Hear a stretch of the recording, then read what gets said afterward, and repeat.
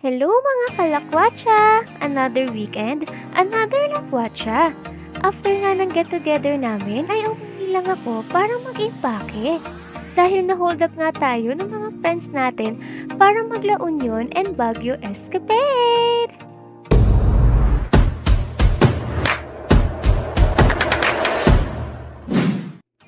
First stop nga namin ay La Union. Nag-commute lang nga kami dahil one bus lang naman ito at diretso La Union na. Also, malapit lang din sa amin yung bus station. 5 AM nga nung bumiyahe kami. At nung pagdating nga ay sinundo muna kami ng family ni Ira dahil maaga pa nga ito.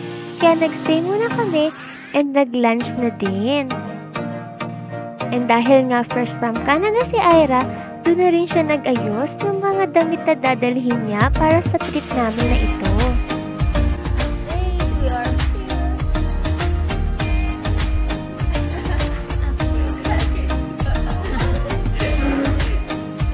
Yeah. At AJ's house. AJ and AJ.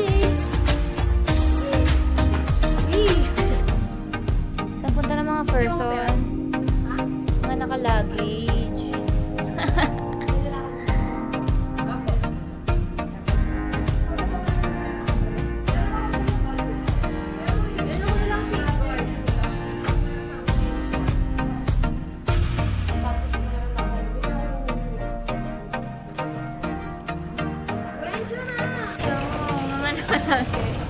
Saan punta? Magbi-beach lang to.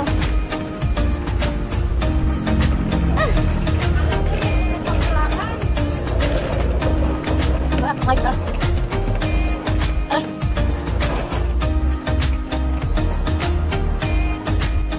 After nga nun ay diretso na kaming San Juan, kung saan kami mag-walk-in. Yes, wala pa nga kaming nabook na accommodation. On the spot na kami maghahanap. And hinatid pa rin kami ng parents ni Ira. USA ba punta natin? Yes. May ano lang, Hong Kong lang at saka Macau. That's like expectations that people have from you. Yeah. It's like sideways about ways. So you guys that skateboard is not like what you do in your life. So you go to school, you know, like up here, you just skating and you're woman. So like I need to find the house where I'm like, yeah, like women who do like stuff like this. Nag-explore lang nga kami sa area kung saan kami dadalhin ng aming mga paa. Nag-dinner muna kami para ready ng pumarty dahil ito nga ang na-miss ng mga OFW friends natin, ang pumarty.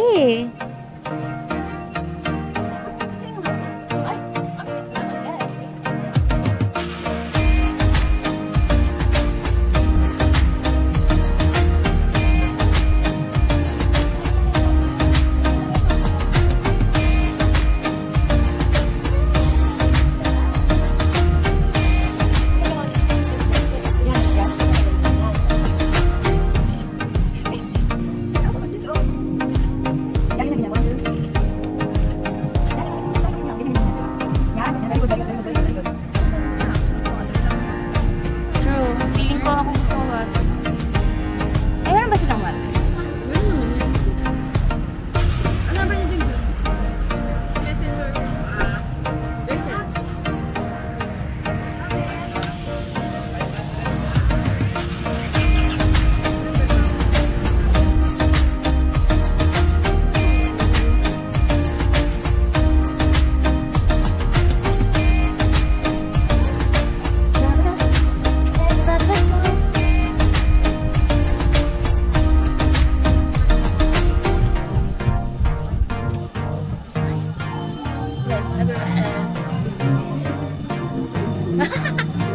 Uy!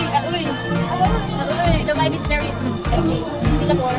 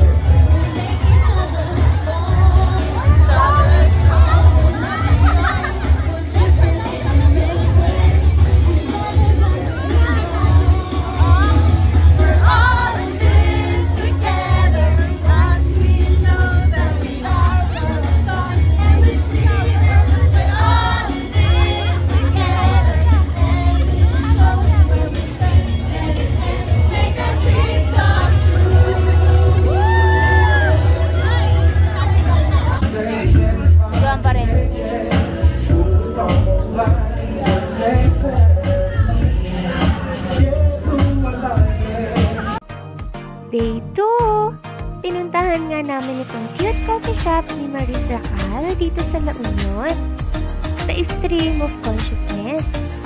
Ang ganda ng interior, a blend of 1970s retro with a lively pop art encounter.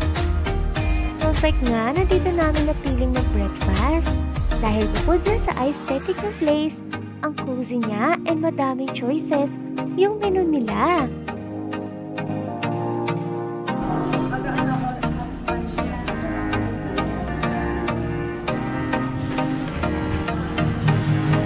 Ano? Chorizo? Ako, kami po lang ganun sa amin eh. Ano to?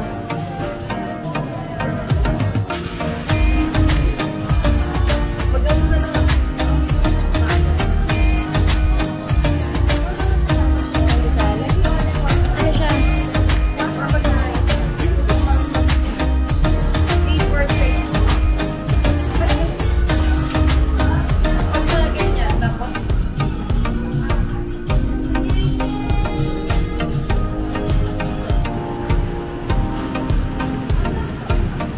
Adobe. Ah, ganyan pala. Ay, sorry. Thank you.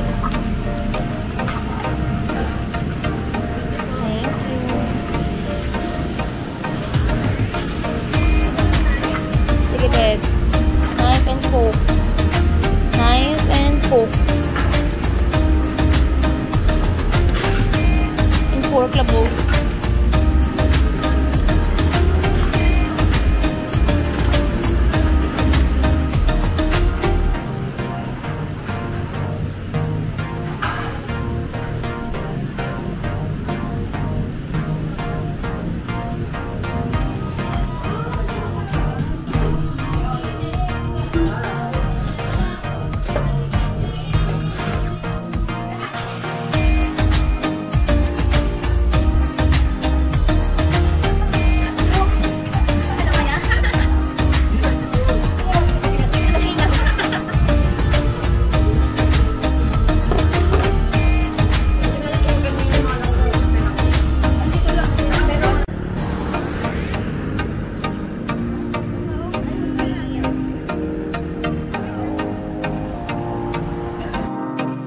After ng breakfast ay pumunta muna kami sa may beach at nakita nga namin may surfing event kaya pinanood na din namin and now lang din naman ako nakanood ng ganito. Ang sarap lang din matutong mag-surf at sumabay sa agos ng alon. Ano ng surf? Pala ba ano?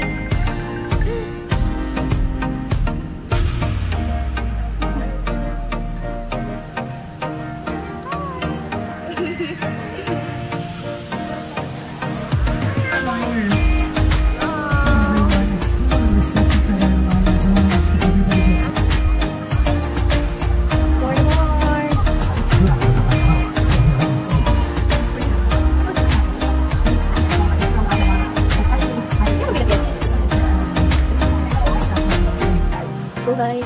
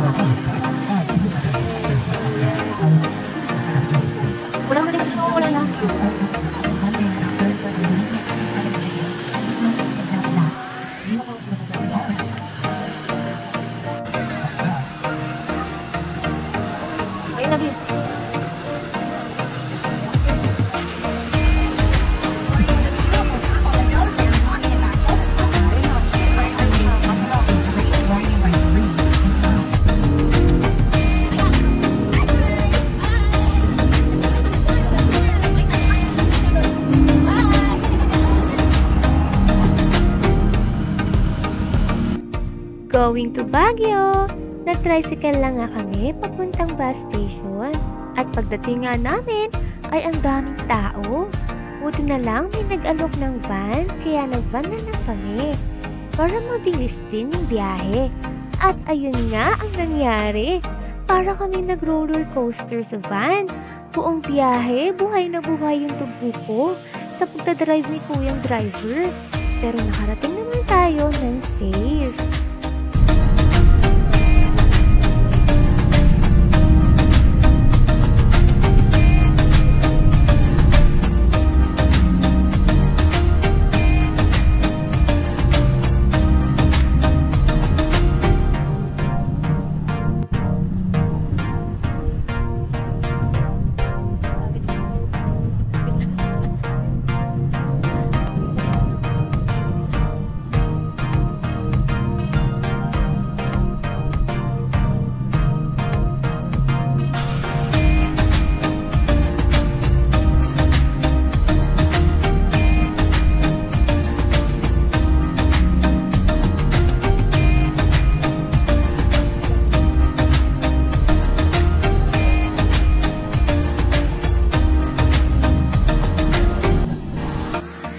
Pagdating namin ng Baguio ay nag-taxi kami going sa pag-i-stayan namin para mag-check-in muna and maibaba ang mga gamit. Then, diretso kami sa SM para mag-lunch na din. And syempre, may konting pag-shopping ang mga person.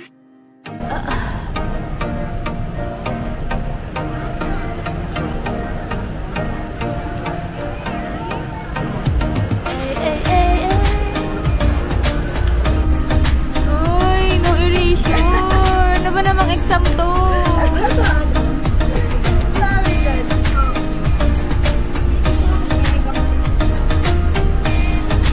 Ito yung seryoso sa pag-exam mo ganun.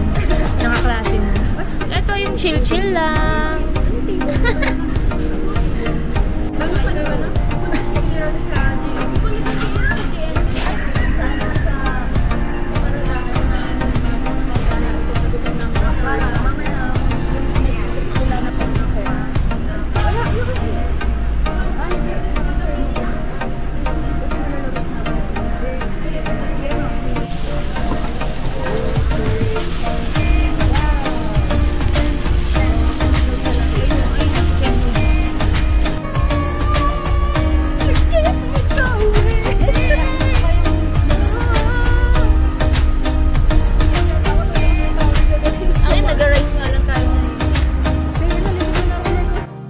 Nag-dinner naman kami dito sa Dabang Coffee. Malapit lang to sa pinag-i-stayan namin. Ang laki nga ng coffee shop na ito. Masarap din yung food na na-order namin. Kaya tara at ililibot ko kayo para makita nyo kung gaano kalaki itong place na ito. Dito na din namin hihintayin yung friend nilang taga Baguio. Masasamahan kaming party. Sabi ko sa inyo party talagang na-miss ng ating mga OFW friends. Kaya syempre, for the go din naman tayo dyan. Di ko pa naman na-try mag-party sa Baguio. Kaya now ko pa lang din yun may experience.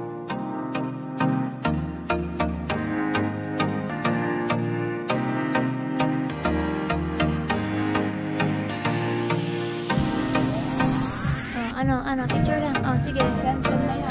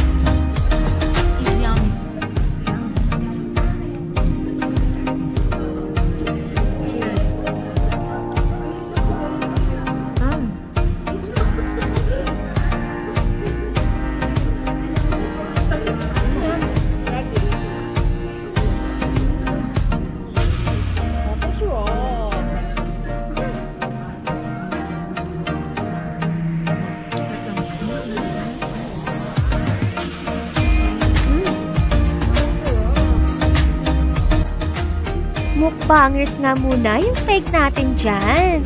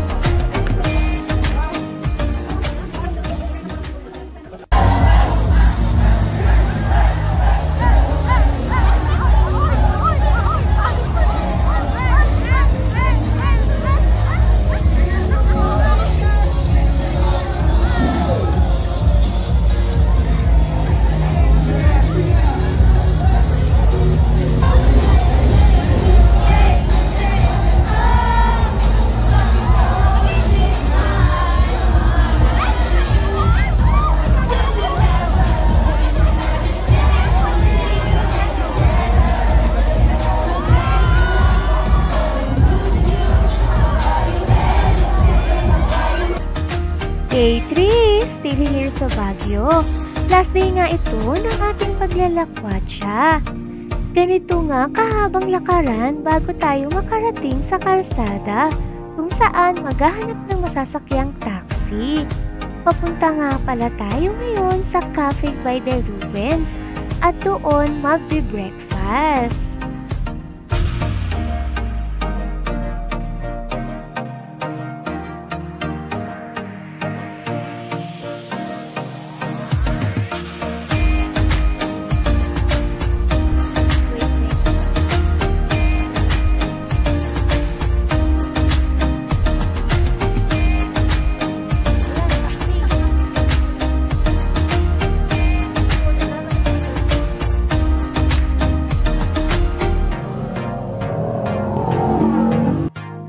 Ayun nga, sa paghihintay namin ay walang dumaang taxi.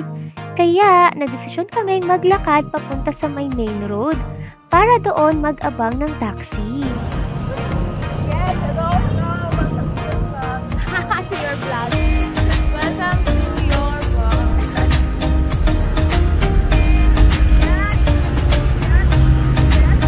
Yo, figure out.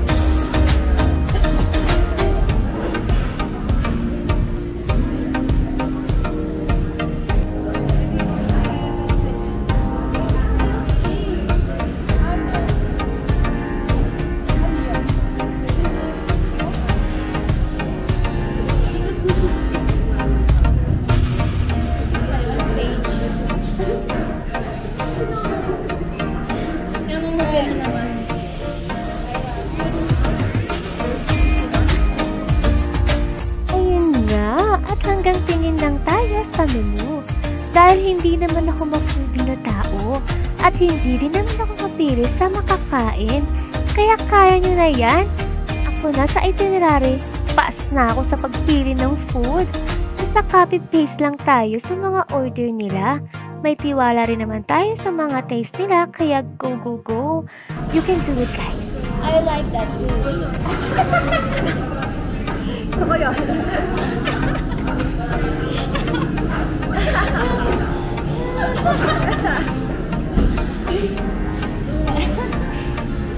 What's next?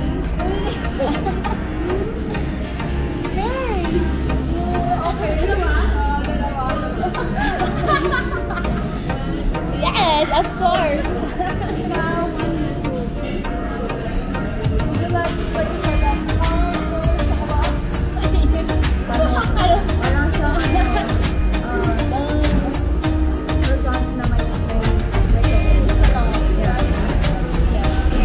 And me for myself. And me for myself. And I take you.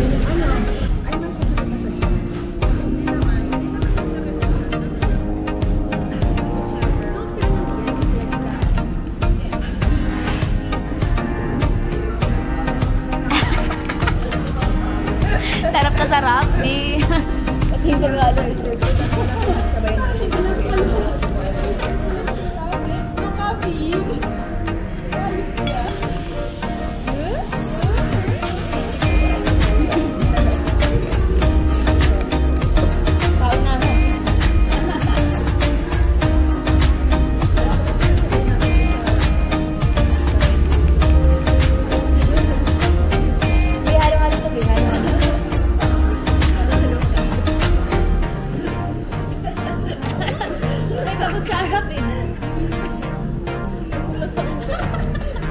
Walang lechip yan. Bakit si Sarah hindi ano? Miss Julie. Tanungin kaya natin ang trip na sa buhay.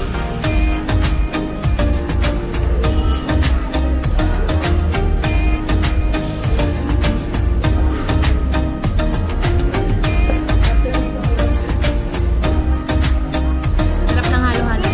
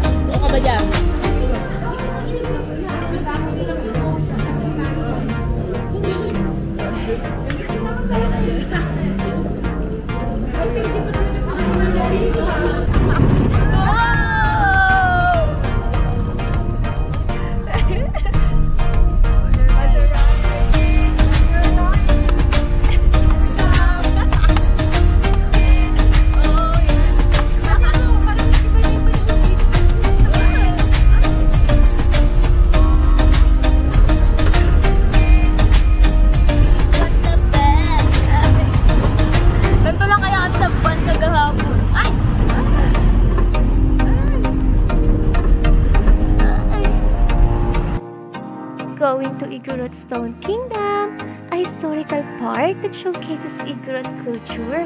Kaya ang must visit talaga is nasa Baguio City kayo. Entrance fee ay nasa 100 pesos for adult and 80 pesos na naman for the kids.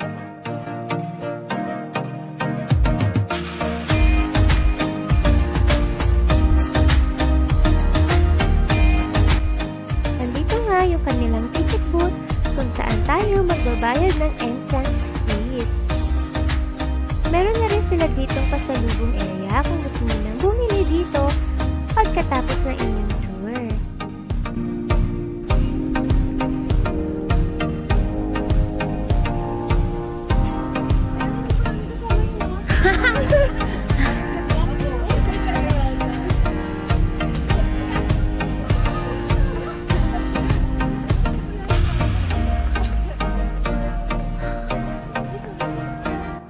Ito na nga yung entrance to Igorot Stone Kingdom.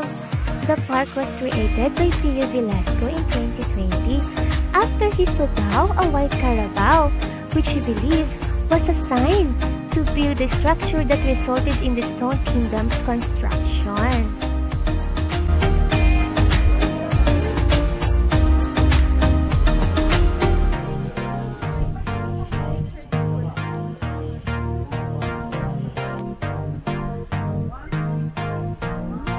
Ayan na pang mga person.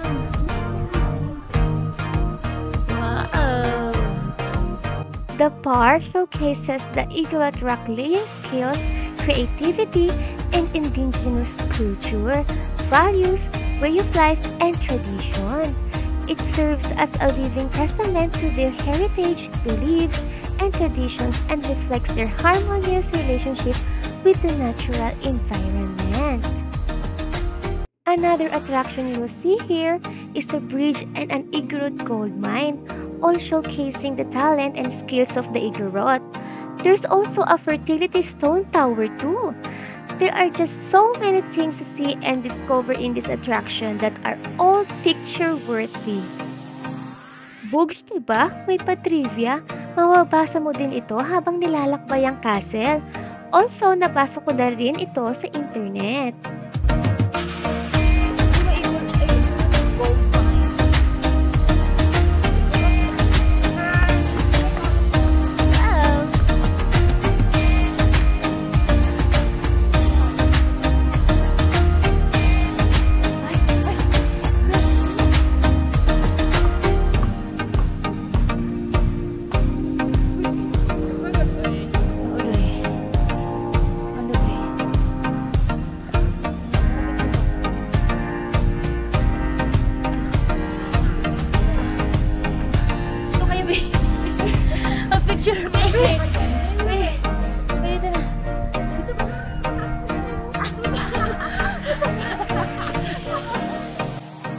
Sabi ko nga sa inyo, picture-worthy, kaya talagang hindi natin ito palalagpasin at kukuha tayo ng madaming shots dito dahil napakaganda talaga dito.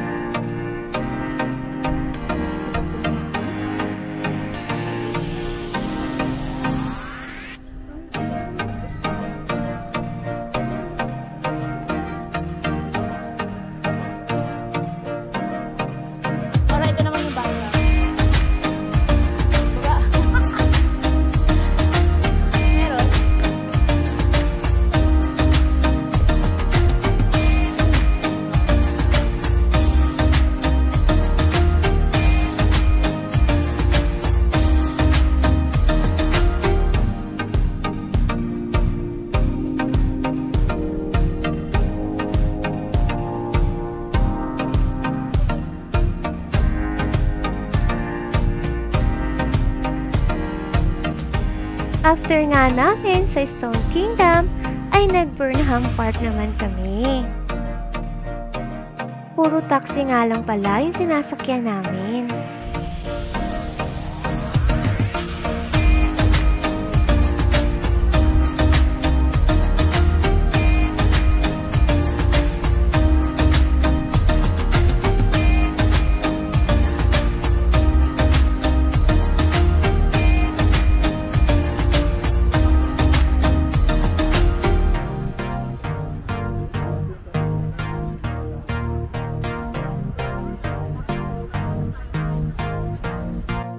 After nga namin magpahinga at kumain ng mangga, napagdesisyonan namin na mag-bike. At meron nga palang pang-apatan na bike, kaya ito ang namin napili.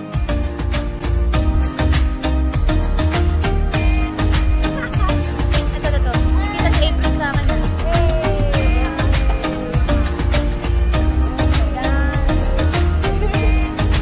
For the passenger princess ng mga first.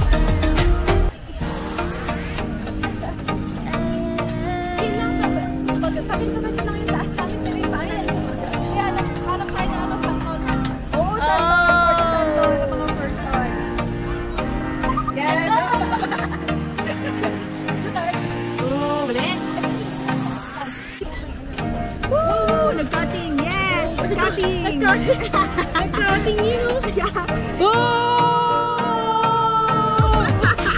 Grabe naman itong mga ano namin.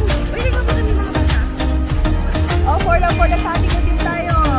To the left, to the left. Ay, wait lang. Wrong way, wrong Wrong way.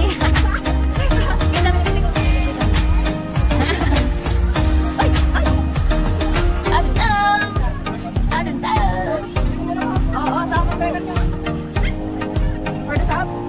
Pwede bangga. Mario, wag kami! Mario, baka ka! Ayaw ba na? For the Mario. Mario, wag kami! Lagi sa kanya niya. For the bumper ang gusto niya, please.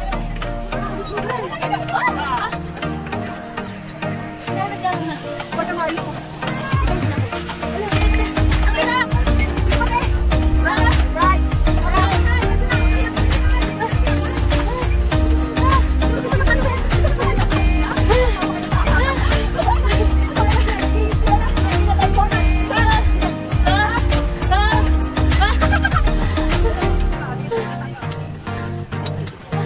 Ay, ano lang pinla dito?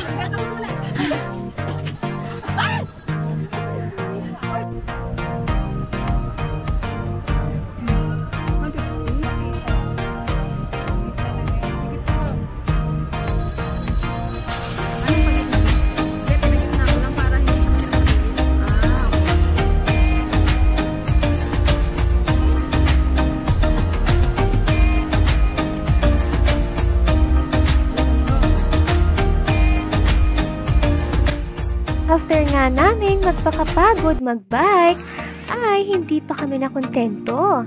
Nag-picture-picture kami and TikTok. For the dance pala ang mga gusto ng mga person.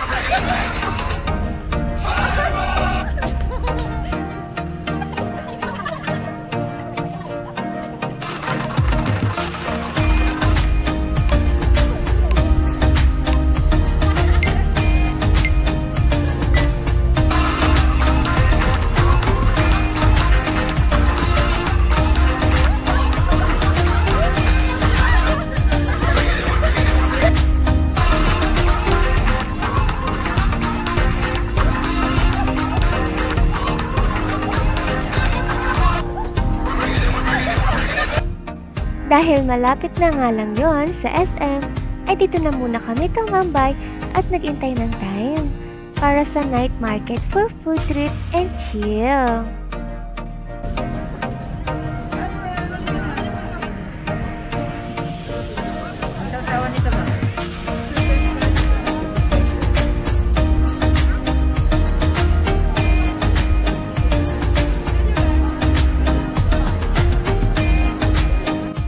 Ang dami nga namin kinain ng gabing ito.